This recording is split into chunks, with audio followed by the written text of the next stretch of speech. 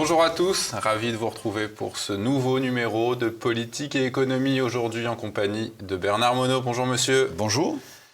Bernard Monod, vous êtes financier, ancien député européen, vous êtes passé chez Natixis, Allianz, HSBC avant de rejoindre une institution financière publique française. Votre dernier ouvrage, Le patriotisme ou la banqueroute, publié chez Muller Éditions. Avant de commencer cet entretien, je ne peux que vous inciter à cliquer sur le pouce en l'air, à commenter cet entretien et à le partager un maximum pour un meilleur référencement de TVL sur Internet. Commençons avec vous, Bernard Monod. L'événement géopolitique majeur de cette année, à vos yeux, c'est la réunion des pays du BRICS. En août dernier, c'était en Afrique du Sud. Les BRICS, ce sont l'union de ces pays, le Brésil, la Russie, l'Inde, la Chine et l'Afrique du Sud. Quel est le principe de cette organisation qui est en plein boom, en pleine expansion en ce moment ? Oui, l'ensemble de ces 5 pays et puissances importantes, donc non alignés sur le monde occidental, à savoir les 5 pays qui sont membres de l'ONU, les États-Unis, le Royaume-Uni, la France, et puis bien entendu tous les autres du G7, le Japon, voilà, qui sont membres également du G7. Canada. En fait, il y a une volonté de rupture avec cette suprématie, notamment des États-Unis, via l'OTAN, via l'OMS, via l'OMC, via le FMI, etc. Ils veulent se départir de cette soumission, et donc ils ont les moyens de le faire maintenant, notamment avec cette alliance, coalition de l'ensemble de ces 5 pays. Donc il faut les citer, donc Brésil, Russie, Inde, Chine, Afrique du Sud, sachant qu'à partir du 1er janvier 2024, il devrait y avoir 6 ou 5 nouveaux pays qui devraient y rentrer: l'Arabie Saoudite, l'Iran, l'Éthiopie, l'Égypte, les Émirats Arabes Unis et l'Argentine. Le bémol est que depuis 2 jours, avec l'élection du nouveau président argentin, il est possible que ce soit remis en cause, puisqu'ils veulent, eux, revenir justement sur l'alignement sur les États-Unis, notamment en substituant le pesos argentin carrément au dollar américain. Donc là, c'est un petit renversement d'actualité. On verra en 2024 ce qu'il en adviendra. Mais en tout cas, voilà, en fait, on se retrouve avec 2 grands blocs mondiaux. La dernière fois que ça s'est produit, c'était juste après la Deuxième Guerre mondiale, en 1945.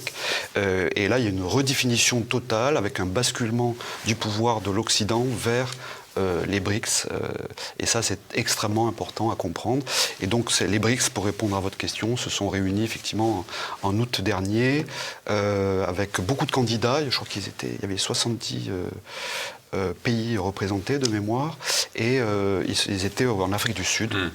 À Johannesburg, où ils se sont rencontrés pour établir les bases de leur coopération et partenariat futur. Alors en plus de ces 5 ou 6 pays, 19 autres ont déjà candidaté pour adhérer à ces BRICS, qui deviendraient BRICS+. Le Venezuela et l'Algérie feraient partie de ces nouveaux adhérents. Comment vous expliquez cette bascule en faveur des pays autrefois appelés en développement ? Alors vous avez raison de mentionner le Venezuela en particulier, l'Algérie aussi. Comme par hasard, ce sont la plupart des pays producteurs de pétrole. Et c'est là que le bas blesse, puisque là, le grand mouvement que l'on constate quand on est un observateur attentif, c'est la dédollarisation du monde qui s'est accélérée depuis les 2 dernières années, notamment à l'aune du conflit en Ukraine, et puis donc 2022 et 2023, ça s'est accéléré. Donc la plupart de ces pays-là étaient payés en pétrodollars depuis les années 70, et donc la plupart de ces pays ont voulu se départir donc de ce paiement en dollars, parce qu'ils considèrent, à juste titre d'ailleurs, que c'est une monnaie de singe qui est produite autant que l'on en veut aux États-Unis. Et donc les Américains considèrent ça comme une attaque directe des États-Unis. Rappelez-vous l'Irak, l'Iran, la Libye, c'était des réactions de la part des États-Unis contre la volonté de se départir du dollar, puisque Saddam Hussein et Kadhafi, absolument. Et ça, c'est un casus belli pour les Américains. Donc c'est pas récent, hein. Ça fait une quinzaine d'années que ce mouvement-là a débuté, mais je pense qu'on est en train d'assister de manière accélérée maintenant au crépuscule du dollar.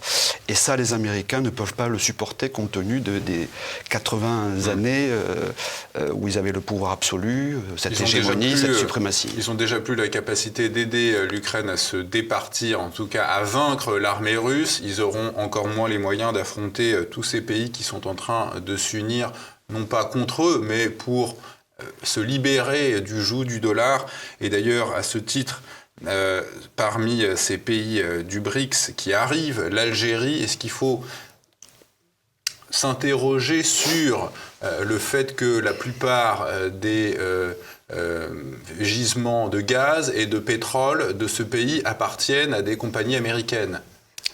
Oui, enfin pas dans tous les pays, hein. C'est pas tout à fait le cas. L'Algérie avait mis la main sur la manne pétrolière et gazière quand les Français en sont partis. Absolument. C'est un point historique très important. Moi, je vais même jusqu'à dire que les Américains ont ourdi et ont préparé le départ de la France d'Algérie depuis 1942, date à laquelle il y avait une opération Torche où ils avaient débarqué en Algérie et ils savaient pertinemment qu'il y avait du gaz et du pétrole en Algérie et qu'ils ont fomenté en quelque sorte la zizanie interne et 20 ans après on connaît le résultat puisque la France a été chassée d'Algérie à ce moment-là. Mais effectivement, partout où il y a du pétrole et du gaz dans les sous-sols, comme par hasard, il y a la guerre en surface. L'actualité, c'est effectivement au mois d'octobre, depuis le 7 octobre, le conflit entre la Palestine, Gaza et donc Israël. Comme par hasard, on s'aperçoit que les licences de droits d'exploitation gaziers sont en train d'être renégociées. On va y venir dans une deuxième partie, Bernard Monod. C'est un point important. Exactement, et c'est fondamental. Et je voudrais d'abord qu'on revienne sur le fait que du XVIe au XXe siècle, l'Occident et plus spécialement les Anglo-Américains ont dominé les mers avec leur flotte et leur empire. En tout cas, c'était le cas des Britanniques. Pourquoi leur système commercial est-il à ce point en train de prendre l'eau aujourd'hui ? Parce que c'est du fait des BRICS, hein. Donc maintenant ils vont être 10 ou 11 à partir de 2024. Et en fait, ce sont deux concepts différents de développement entre les nations et les États. En fait, on a par exemple le Royaume-Uni et les États-Unis sont des puissances maritimes. La France l'a été aussi à un moment donné. Voilà, exactement. Et donc c'est un développement qui leur a été bénéfique pendant 2 siècles, 3 siècles. Et aujourd'hui, il y a un coup d'arrêt avec le développement notamment des BRICS, qui eux sont plutôt des blocs continentaux et qui utilisent ce qu'on appelle la route de la soie, ce qui a été mis en place depuis une douzaine d'années par la Chine, depuis l'organisation de coopération de Shanghai. Et donc, ils ont beaucoup investi dans ce domaine-là. Et bien entendu, ça ne plaît pas aux grandes puissances maritimes qui ont fait tout leur commerce mondial et international via les navires, etc. Et donc, ils sentent bien qu'ils sont en train de perdre leur pouvoir et leur hégémonie. Donc, cette organisation de coopération de Shanghai qui est un sous-produit des BRICS. Qui est le socle, en fait, des BRICS, effectivement, qui a commencé il y a, je crois que c'était en 2013. Et vous parlez de l'erreur du libre-échange du système anglo-américain. En quoi se sont-ils trompés sur le libre-échange ? Oui, c'est une erreur dogmatique et un peu de prétentieuse, en fait, des États-Unis, qui, vous savez, organisent tous les échanges mondiaux, enfin, en tout cas sur leur modèle de l'OMC, l'Organisation mondiale du commerce. Et donc, si vous voulez, ils sont en train de perdre la main. parce que il y a un développement des BRICS qui a un autre modèle de développement, celui de la coopération dans le respect de ses partenaires, alors qu'on sait bien aujourd'hui maintenant que les Américains ne cessent d'affaiblir leurs amis, leurs partenaires, leurs alliés. Oui, ils ont voulu faire produire ailleurs pour maximiser les profits. Et voilà, pour répondre à votre question, donc le libre-échange, effectivement, ils ont désindustrialisé leur pays, tous les pays occidentaux. La France en est la preuve triste, en fait, de cette situation-là. À part l'Allemagne en Europe, tous les autres pays se sont désindustrialisés, au profit toujours, bien entendu, des intérêts des Américains, mais ils font produire hors de leur pays, notamment en Chine. Et donc, depuis 20 ou 30 ans maintenant, l'usine du monde, c'est la Chine. Au sortir de la Deuxième Guerre mondiale, le dollar s'est imposé notamment à Bretton Woods, et pas que notamment, totalement, comme étant la monnaie qui domine le système monétaire international. Depuis 2009, vous dites que les banques centrales occidentales mettent en œuvre une politique d'inflation pour faire baisser leurs dettes. Est-ce que vous pouvez nous expliquer comment ce dollar a perdu son pouvoir, son hégémonie ? Voilà, alors le problème, il faut distinguer entre les deux blocs, donc du G7 et des BRICS. En fait, les pays surendettés, que sont l'ensemble des 7 pays du G7, en particulier les États-Unis avec le privilège exorbitant du dollar depuis 1944-45, accord de Bretton Woods, qui a imposé sa monnaie nationale comme une monnaie internationale de réserve et d'échange. Bon, ça c'était la grande victoire américaine, ce qui leur a permis de cette suprématie, cette hégémonie générale.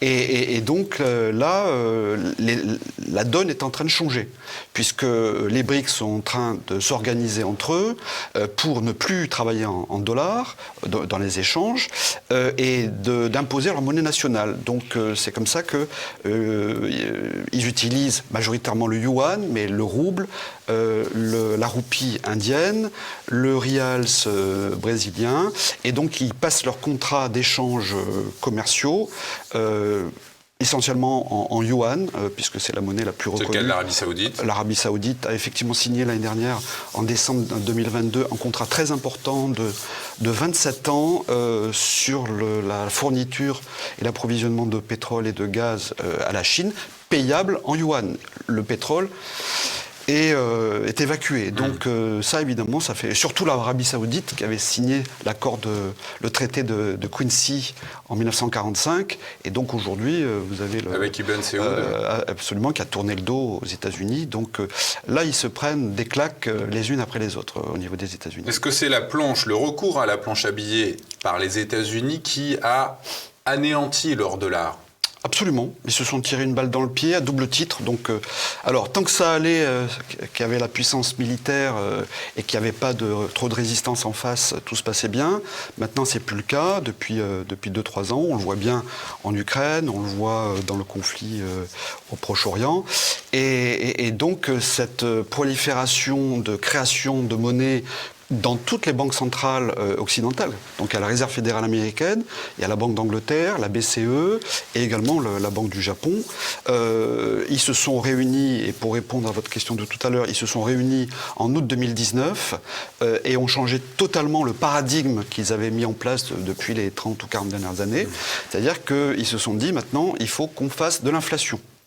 Donc ils ont cédé au principe de l'inflation, sans le dire bien entendu officiellement. Au contraire, ils luttent au niveau de chaque État contre l'inflation, la hausse des prix, etc.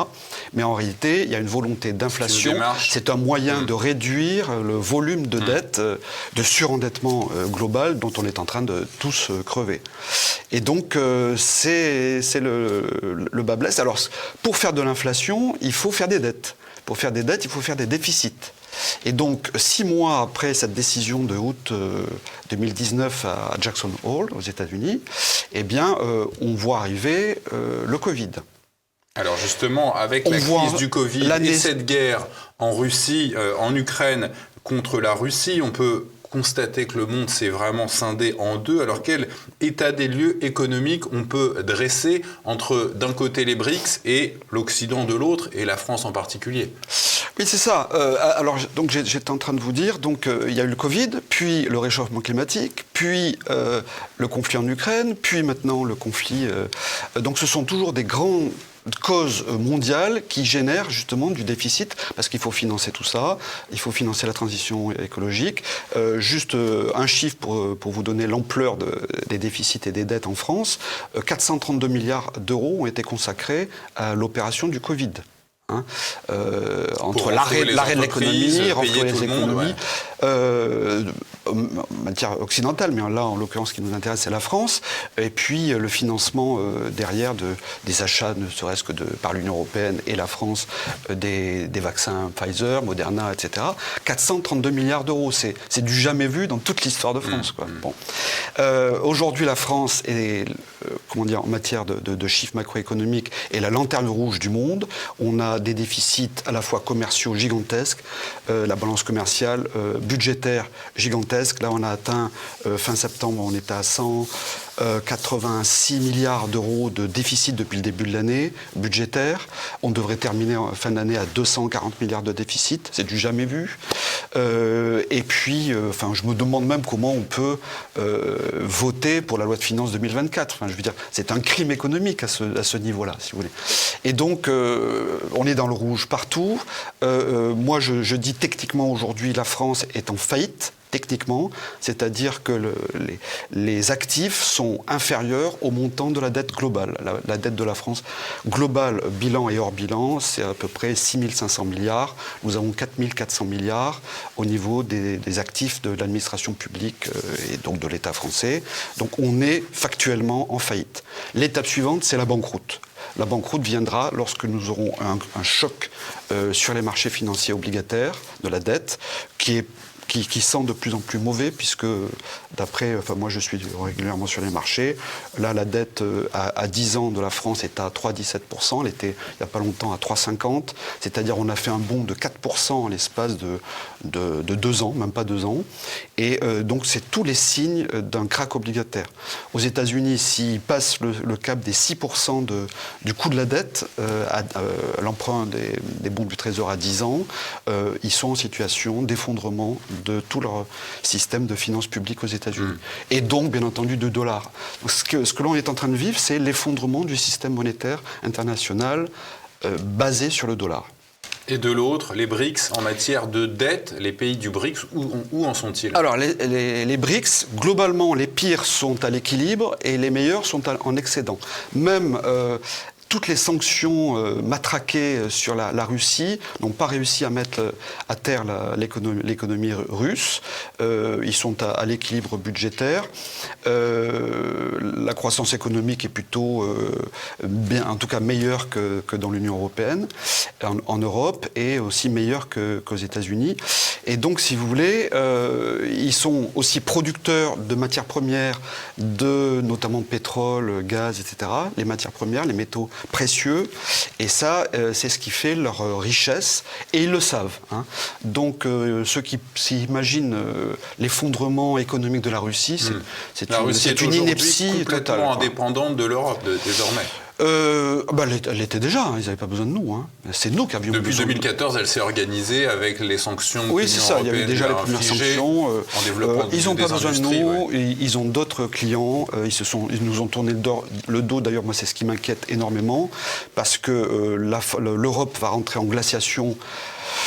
Ça a déjà commencé, mais ça va être visible de tout le monde dès 2024. On va connaître récession économique. La zone euro, l'Allemagne sont déjà en récession et la France devra rentrer en récession à partir de début 2024. Donc toute l'Europe entière va rentrer en glaciation puisqu'on va tomber en panne sèche énergétique, puisque vous savez que l'Europe était dépendante énergétiquement de la Russie, avec des fourniture des approvisionnements de pétrole et de gaz à bon marché, compte tenu d'aujourd'hui du gaz du GNL américain, qui est payé 5 fois plus que sur le marché américain. En Europe. Donc, si vous voulez, on est en train d'importer de l'inflation. En plus de ça, on paye tout ça en dollars. Donc, on importe de l'inflation structurelle. Et on est en train de s'écrouler, littéralement. L'Allemagne, en premier, puisqu'elle était ultra dépendante du gaz et du pétrole russe. C'est pas pour rien que, le gazoduc Nord Stream 1 et 2 ont explosé. À qui profite le crime. Voilà, bon, enfin, tout se tient. Le problème, c'est que l'Europe est en train de s'enfoncer. Nous faisons naufrage en silence et personne ne voit rien. Moi, c'est ce qui m'inquiète dans la population, c'est que personne ne voit la situation catastrophique. Peut-être que cela servira de modèle à l'Europe, mais comment les pays du BRICS s'y sont-ils pris pour dédollariser leur économie ? Ah oui, alors ça c'est un élément important. Alors la première chose, c'est que ça ne date pas d'aujourd'hui, comme je vous l'ai dit tout à l'heure. Depuis la crise de 2008, à partir de 2009, la Russie, la Chine et l'Inde, qui sont détenteurs notamment de la dette américaine, ont commencé progressivement et lentement à vendre la dette américaine. Donc du coup, il fallait que la Réserve fédérale américaine et les États-Unis produisent de plus en plus de dettes rachetées par la Fed, donc la planche à billets dont on parlait il y a un instant.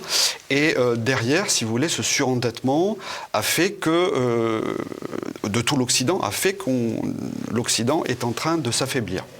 Et de l'autre côté, vous avez les BRICS qui ont shorté, ont vendu donc la dette américaine. Deux, ont commencé à acheter des quantités d'or, notamment en Occident, sur le marché, à bon marché, puisque les États-Unis et les banques américaines et les banques occidentales manipulent le cours de l'or pour justement le bloquer dans sa hausse.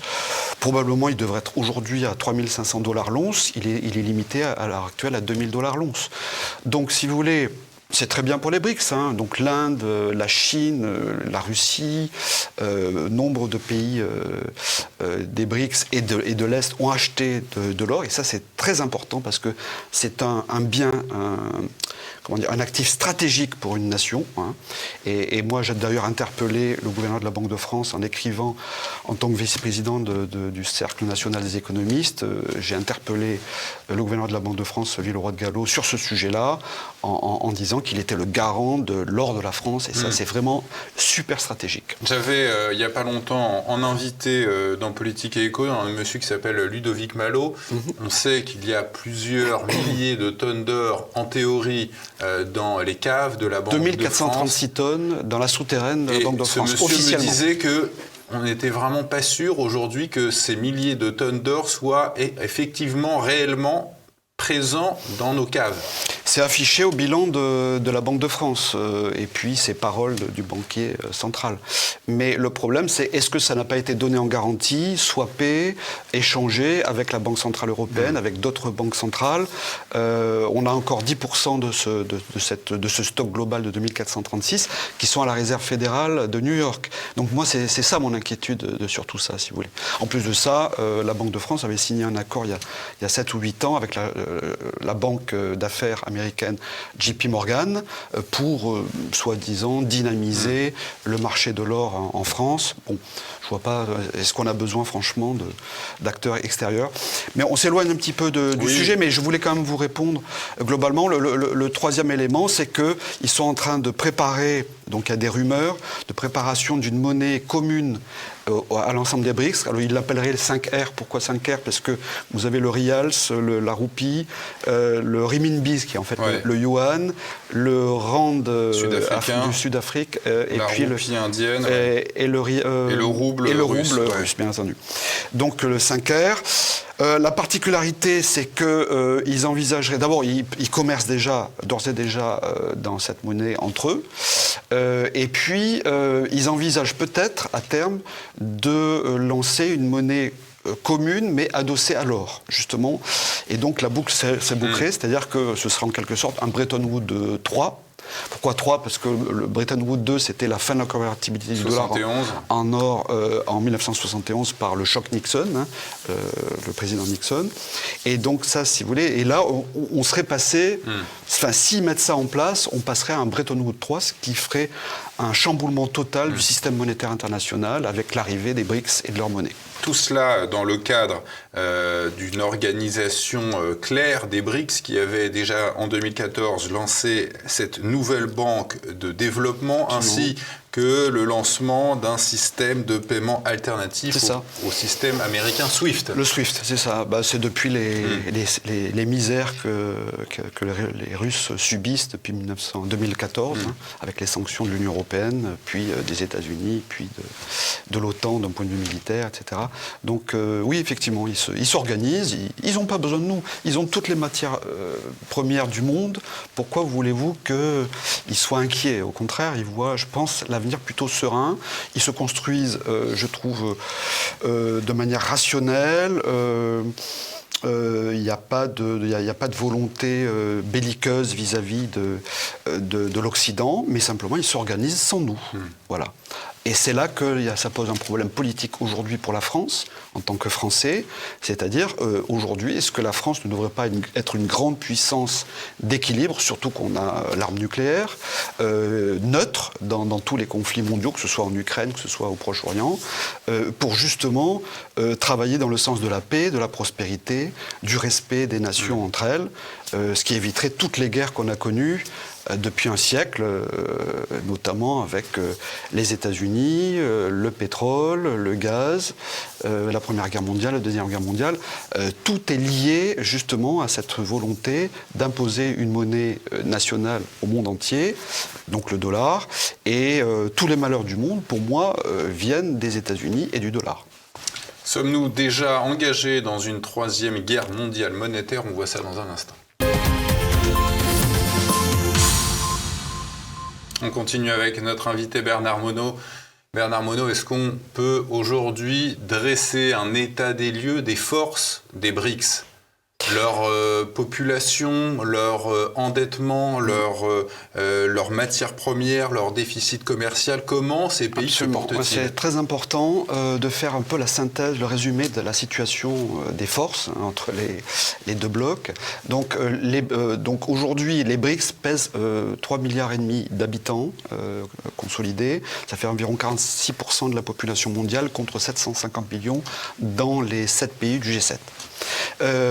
Point très important, le PIB mondial a basculé en 2022 en faveur des BRICS, puisque les BRICS sont à 31% du PIB mondial en représentation. Que les BRICS, je ne parle même pas des BRICS plus qui vont arriver en 2024.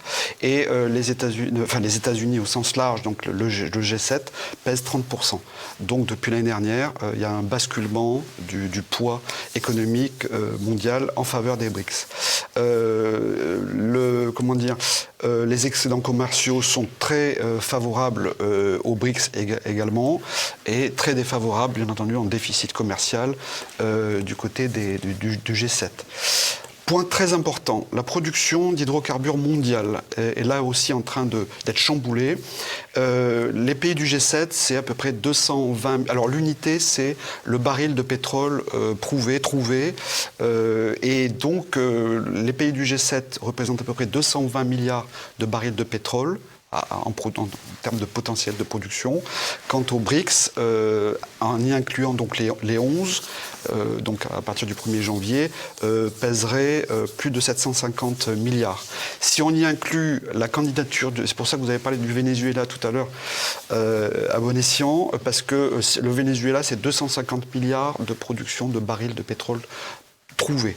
Et donc si on y rajoute ça, c'est 1000 milliards par rapport à 220 milliards du côté des G7. Ça veut dire qu'ils représentent 80% de la production mondiale. Le Venezuela, à lui tout seul, représente plus que la production du G7. Il y a un gisement gigantesque au large et puis sur les terres. D'ailleurs, on en a un petit bout, nous, en Guyane, en France. Mais on n'a pas le droit de rechercher le pétrole maintenant, la prospective est interdite. C'est ça. Mais donc si vous voulez, voilà l'équilibrage entre les forces, 220 milliards de barils de pétrole trouvés d'un côté pour 750 voire 1000 de l'autre. Donc ça fait 80% de la production mondiale de pétrole en faveur des BRICS. Ça, c'est vraiment crucial d'avoir ça en tête. Quant à la consommation des BRICS au niveau mondial, c'est 62%.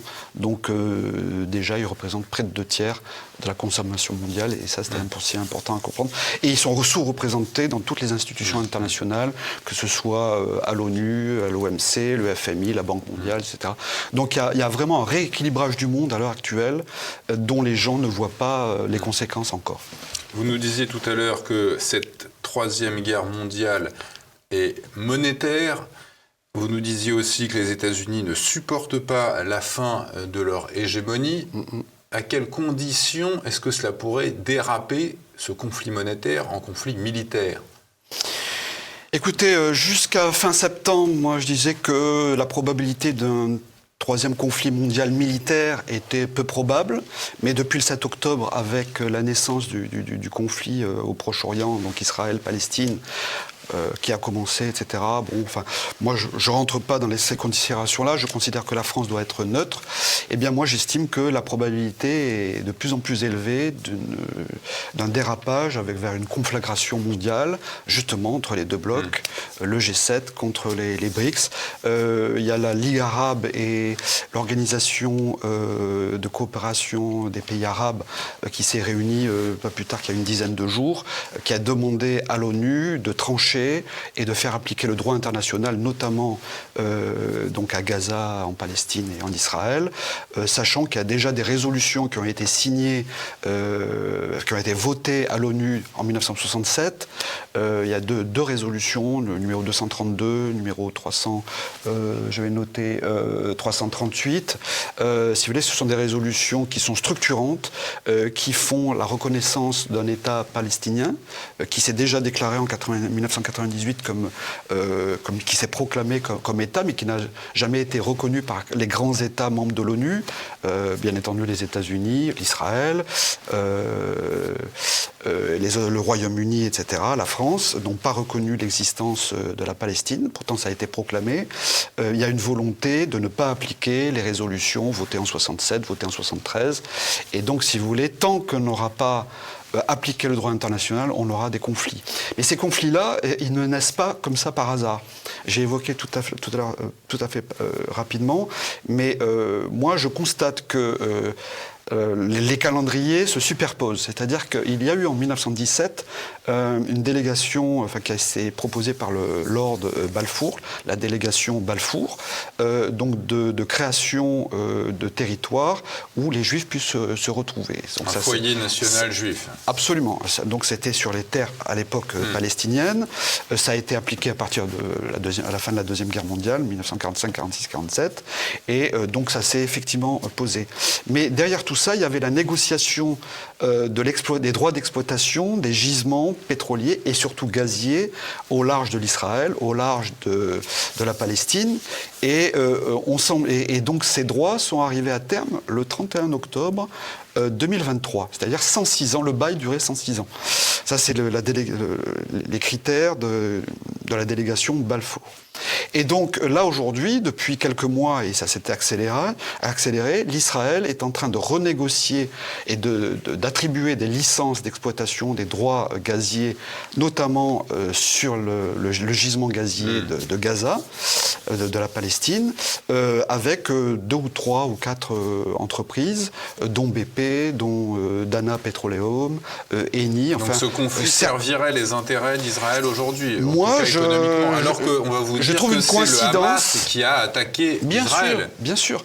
Comme le Japon avait attaqué à Pearl Harbor en décembre 1941, et puis ça a servi de prétexte à Roosevelt pour entrer en guerre et pour que l'opinion publique américaine adhère à l'entrée en guerre des États-Unis dans la conflagration mondiale. Il y a toujours un bon prétexte. Voilà. Moi, c'est mon analyse, ça vaut ce que ça vaut, mais en tout cas, moi, ce que je dis, c'est que la France doit être un arbitre, puisque nous avons un membre, nous sommes membres du Conseil de sécurité, membres permanents du Conseil de sécurité de l'ONU. Nous pourrions prendre tout à fait l'initiative diplomatique et politique de déposer d'abord une résolution pour le cessez-le-feu. Alors là, il y a une trêve temporaire humanitaire, mais il faut un cessez-le-feu voté à l'ONU pour que le droit international s'applique, et puis qu'on arrive vers une voie de la paix. Et là, la France pourrait poser énormément sur la ligne du général de Gaulle, d'ailleurs, dans les années 60. Il y a rien de nouveau. En 1967, le général de Gaulle allait dans ce sens-là. Et c'est la bonne voie pour que nous servions d'arbitre en faveur de la paix et de la prospérité, d'ailleurs.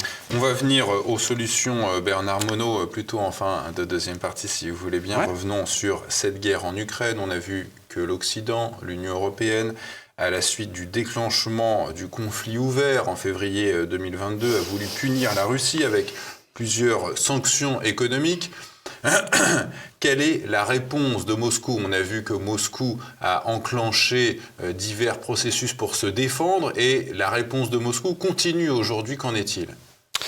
Il faut savoir que quand on est attentif quotidiennement aux changements et à l'actualité sur le conflit en Ukraine, on s'aperçoit que dès le départ, dans le mois qui a suivi l'invasion de la Russie dans le Donbass, il y avait déjà eu des premières négociations de paix et de cessez-le-feu entre l'Ukraine et puis la Russie. Simplement, l'ONU, l'OTAN, l'Union européenne et les États-Unis s'y sont farouchement opposés et ont demandé à Zelensky de prolonger le conflit. Ouais, il y avait eu des accords à Istanbul. Absolument. Et donc, on voit bien qu'il y a une volonté de l'Occident de faire la guerre. Quand on fait la guerre, c'est bon pour le business parce que derrière, on finance la guerre, on fait de la dette. Je vous ai dit tout à l'heure, ça reboot avec ce que je vous disais, c'est qu'il y a une volonté de faire de l'inflation au niveau occidental pour essayer de réduire le montant de la dette, mais ils n'y arriveront pas. Et puis derrière aussi, c'est l'armement, les fournitures d'armes dans tous les sens, de tous les pays du G7, ce qui fait marcher l'industrie, effectivement, occidentale. Donc, si vous voulez, il y a... La situation, elle est bloquée. Je pense que le fait qu'il y ait la naissance de ce deuxième conflit au Proche-Orient est peut-être une réponse à l'échec notamment de l'Occident, de l'OTAN, à soutenir l'effort de l'Ukraine contre la Russie, de déplacer le front de l'Ukraine au Proche-Orient. C'est peut-être une réponse, une première réponse. En préparant cette émission, vous évoquiez aussi d'autres façons dont les BRICS ont réagi à cette guerre, à savoir qu'ils ont réduit la production de pétrole, que la Russie est sortie de l'accord d'exportation des céréales ukrainiennes vers la mer Noire. En août 2023, la Russie a décidé aussi de couper l'approvisionnement énergétique, notamment en diesel. On a vu que le baril de Brent avait dépassé le cap des $95. En août dernier, l'Inde a limité ses exportations de riz vers l'Occident, et le 10 octobre dernier, la société russe Rosatom a décidé de cesser ses exportations d'uranium enrichi à destination des États-Unis. Absolument. Donc il y a vraiment, depuis le début de ce conflit ouvert, une réelle réaction, les BRICS mettent en branle un système d'interdiction à l'égard de l'Occident. Il faut comprendre que la Russie a subi, avec les sanctions déjà qui ont commencé en 2014, mais qui sont gravées en 2022, un véritable hold-up sur l'ensemble de ses réserves de change en dollars qui étaient en Occident. On leur a volé en quelque part près de 330 milliards de dollars qui appartenaient à la Russie. Ce qui, entre parenthèses, a fait un effet boomerang, notamment pour les États-Unis, parce que du coup, tous les autres pays qui détiennent des réserves de dollars se sont dit « Oh, mais ça peut très bien m'arriver si je ne suis pas dans la lignée des États-Unis ». Donc, en fait, les États-Unis, quelque part, se sont tirés une balle dans le pied. Et donc, si vous voulez, les sanctions de l'Union européenne ont été plus maléfiques pour l'Occident, en particulier en Europe. Et effectivement, le deuxième niveau de réponse de la Russie, ça a été de dire, maintenant, nous, on va répondre aussi par l'arme macroéconomique. Donc, on va vous imposez de l'hyperinflation, puisque donc on va les approvisionnements énergétiques, puisque vous n'en voulez plus, on va les couper totalement. Et notamment, là où le bas blesse, c'est le diesel lourd, qui est utilisé par tout le commerce mondial. Hein. C'est le carburant du mondialisme, hein, le fioul, le diesel. Et donc, plus l'uranium qui a continué à être vendu par la Russie aux Américains pendant la guerre. Hein. Il faut en être conscient quand même. C'est-à-dire que les Américains imposent des sanctions à tous les autres, mais ils ne se les appliquent pas à eux. Donc l'embargo sur l'uranium n'existait pas. Et la réponse, c'est qu'effectivement, Rosatom va suspendre les livraisons d'uranium aux États-Unis depuis, je crois, le 10 octobre, vous le disiez. Donc ça, pour les Américains, c'est terrible, parce que qu'est-ce qui va leur rester ? Ça explique aussi peut-être le problème au Niger, qui était un fournisseur d'uranium auprès de la France. C'est pour ça qu'on a été chassé du Niger. Vous voyez, tout est lié, en fait. C'est-à-dire que les Américains s'accaparent la majorité des ressources, d'une manière ou d'une autre, par la pression ou par la guerre. Donc en plus du dispositif russe et des BRICS contre ces sanctions à la suite de cette guerre en Ukraine, plus les sanctions qui sont revenues à la figure des Européens spécialement, quelles conséquences on peut tirer de tout cela économiquement sur la France et sur l'Europe en général, et qu'est-ce qui va se passer par la suite ? Alors, dans un premier temps, les conséquences de ces mesures macroéconomiques, c'est la récession, on en a parlé tout à l'heure. Donc nous sommes déjà en récession dans la zone euro et en Allemagne, et nous allons rentrer en France en récession à partir de début 2024. Techniquement, c'est déjà fait, mais ce sera annoncé, je pense, à la fin du premier trimestre 2024 pour la France. Derrière, l'hyperinflation liée à l'alimentation de tout ce qu'on en importe en Europe et en France. L'énergie, ce qui est le plus fondamental. C'est pour ça que, quelque part, notre parc de centrales nucléaires est hyper stratégique pour la France. Hein. D'ailleurs, ça y est, ça a été reconnu comme une ressource écologique, ce qui n'était pas encore le cas il y a encore bien longtemps. Et puis, derrière, c'est rationnement énergétique, peut-être alimentaire même, et puis des ruptures d'approvisionnement et un risque sur les marchés financiers, notamment la dette obligataire donc de la France, de l'Union européenne au sens large, et donc une entrée en glaciation de toute l'Europe, et ce qui est peut-être en faveur des Américains qui, quelque part, cherchent à affaiblir par tous les moyens l'Europe pour que l'Europe de l'Ouest reste dans le giron du G7 et éventuellement peut-être de la zone dollar si l'euro est mis en difficulté, notamment par une crise de la dette. On a déjà connu ça en 2010. Ça peut très bien se terminer comme ça. Donc là, on fait un peu de prospective, mais les risques sont très élevés dans ce sens-là. Vous nous évoquiez aussi tout à l'heure qu'après leur dédollarisation, les BRICS veulent révolutionner le système monétaire international, notamment avec une devise commune d'échanges commerciaux adossée à l'or, basée sur un étalon or modernisé. Comment ça fonctionne techniquement, ce système ?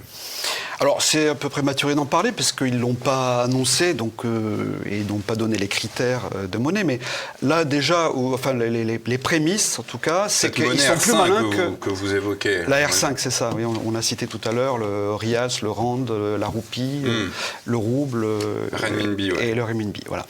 Ou le yuan. Donc en fait, là où ils sont très malins, et on voit qu'il y a vraiment des stratèges macroéconomiques derrière qui conseillent, c'est qu'ils ne font pas l'erreur qu'ont fait l'Union européenne dans la zone euro avec la monnaie unique. Donc nous avons une monnaie pour 20 pays maintenant, dans la zone euro. Eux veulent faire une monnaie commune, c'est-à-dire que chaque nation garde sa devise et ils utilisent une monnaie commune dans les échanges internationaux entre eux. Et ça, c'est très habile, ce qui existait d'ailleurs dans le temps avant l'arrivée de l'euro. Si nous avions eu cette solution-là, nous ne serions pas dans une situation aussi catastrophique de l'économie française. Et donc, au-delà, s'ils veulent étendre hors des BRICS, ils peuvent très bien faire une proposition proposition d'une monnaie alternative qui pourrait être un concurrent effectivement du dollar sur la scène internationale, qui soit adossé à de l'or. Il faut savoir que la Chine, la Russie, l'Inde ont accumulé depuis une quinzaine d'années, enfin depuis 2008, une quantité d'or phénoménale, et qu'ils ne l'annoncent pas, ils l'ont perdent vers eux, mais peut-être qu'un jour ils annonceront une monnaie adossée à l'or, ce qui chamboulerait totalement le système monétaire international. Certains tenants du mondialisme annonçaient une monnaie mondiale unique. The Economist en avait d'ailleurs, je crois, à la fin des années 80, au début 90, fait la une de son journal en présentant un phénix sur son magazine. Est-ce que c'est la fin de cette utopie? Vous savez que le phénix renaît toujours de ses cendres. Hein. Donc les Américains vont tout faire pour essayer de survivre malgré tout. Je pense que le juge, l'arbitre va être l'or et le prix de l'or dans la décennie qui va venir. Et il n'est pas impossible que dans les 10 ans qui viennent, le monde revienne à la situation d'avant la guerre de 1914, c'est-à-dire un standard or qui limitait bien entendu l'expansion illimitée du crédit par le système bancaire, etc. Et la boucle serait bouclée, si vous voulez. C'est-à-dire que le désordre, tout le grand désordre du monde et les grands malheurs du monde proviennent de la fin du standard or en 1914. Mais qui fixe le prix de l'or, Bernard Monod? Alors aujourd'hui, il y a une fixation en Occident et en particulier à Londres. Et puis qui l'organise récemment, spécialement? J'aimerais que vous me le il y a la bourse de Shanghai qui est en train, d'ailleurs, qui est décalée en termes de prix de celle de Londres, et qui l'organise. Ce sont la City, avec bien entendu la tutelle des États-Unis, et notamment les grands acteurs des banques d'affaires américaines, JP Morgan, Goldman Sachs, etc., enfin bien d'autres, qui œuvrent à la contrainte, à la limitation du cours de l'or. Ça date pas d'aujourd'hui, ça fait une trentaine d'années que ça dure. Mais pourquoi est-ce qu'aujourd'hui, il n'aurait pas intérêt à faire monter le prix de l'or pour empêcher les pays du BRICS d'en acheter? Parce que le problème, c'est que, ce que je vous disais, c'est que depuis 12 ou 13 ans, il y a une quantité d'or très importante qui est passée de l'Occident dans les BRICS, et qu'aujourd'hui, officiellement, les pays du G7 ont peut-être 12, 13, 14 000 tonnes, officiellement, comme il n'y a pas d'inventaire des stocks et d'audit des stocks, on croit sur parole les banquiers centraux, mais le problème, c'est que probablement, il y a au moins le double en quantité de volume d'or dans les pays des BRICS, donc en particulier la Chine, la Russie, l'Inde et tous les autres pays. Entre les BRICS et les États-Unis, le continent européen, on le voit, est exsangue. Cette guerre en Ukraine a accéléré cette situation. Désindustrialisation, on n'a aucune ressource naturelle ou quasiment pas. Tous les pays occidentaux de l'Europe sont surendettés. Quelle solution voyez-vous aujourd'hui pour notre continent? Vous l'évoquiez déjà un petit peu tout à l'heure. D'abord, macroéconomiquement, nous, au Cercle national des économistes, nous proposons une ou deux mesures phares. C'est que la France arrête d'importer en paiement en dollars, donc dédollariser les importations françaises, tout en respectant le marché unique, c'est-à-dire que les importations dans le marché unique restaient en euros, mais tout ce qui est libellé en dollars devrait être interrompu parce que, ce faisant, nous importons de l'inflation. Deuxièmement, c'est reprendre notre indépendance vis-à-vis de l'Union européenne, qui est en fait un carcan permanent pour la France, mais pour tous les autres pays, bien entendu, de l'Union européenne, et notamment rapatrier le pouvoir de contrôle de notre système bancaire en France. Voilà, ça c'est fondamental. Et puis ensuite... Donc lâcher l'Union bancaire européenne. Oui, c'est ça. Aujourd'hui, les centres de décision sont à Francfort, à la Banque centrale européenne, pour tout ce qui est bancaire, monétaire et financier. Et la France n'a le droit que d'obéir à la Commission européenne au niveau des règles sur les dettes, sur les déficits, etc. D'ailleurs, c'est pour ça que Bruno Le Maire tente de renégocier les critères du traité, le règlement sur les finances publiques. Il n'y arrivera pas, bien entendu, tout ça c'est de la communication. En plus d'un Frexit, d'une sortie de la France de l'Union européenne, vous rêvez d'une Europe continentale unifiée avec la Russie. Est-ce que vous pensez que les Russes seraient aujourd'hui d'accord pour renouer des liens avec les économies de l'Europe de l'Ouest? Alors non, moi je suis plutôt pour un Brexit, c'est-à-dire que moi ce que je veux c'est sortir l'Union européenne de l'Europe. L'Union européenne, c'est une construction artificielle administrative. L'Europe, c'est une zone géographique. Voilà. Le problème, c'est la Commission européenne qui nous impose tout son diktat, elle-même soumise aux lobbies étrangers.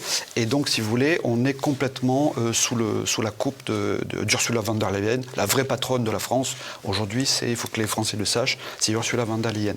Donc, non, moi, ce que je propose, notamment aux européennes prochaines, il faut un Brexit, c'est-à-dire moi ce que j'avais baptisé à l'époque l'Alliance européenne des nations, une Europe des patries, c'est-à-dire on ne se soumet pas au fédéralisme de l'Union européenne, pour autant on ne sort pas.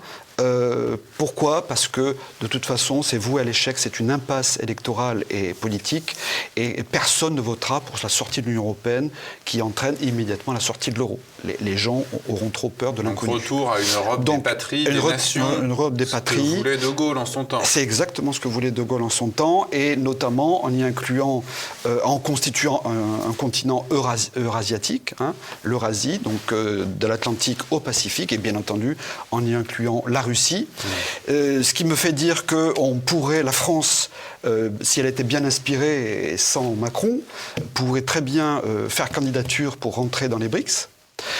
Et permettre d'avoir une initiative diplomatique et permettre de jouer un rôle d'arbitrage, de puissance d'équilibre entre d'un côté l'Occident et de l'autre les BRICS.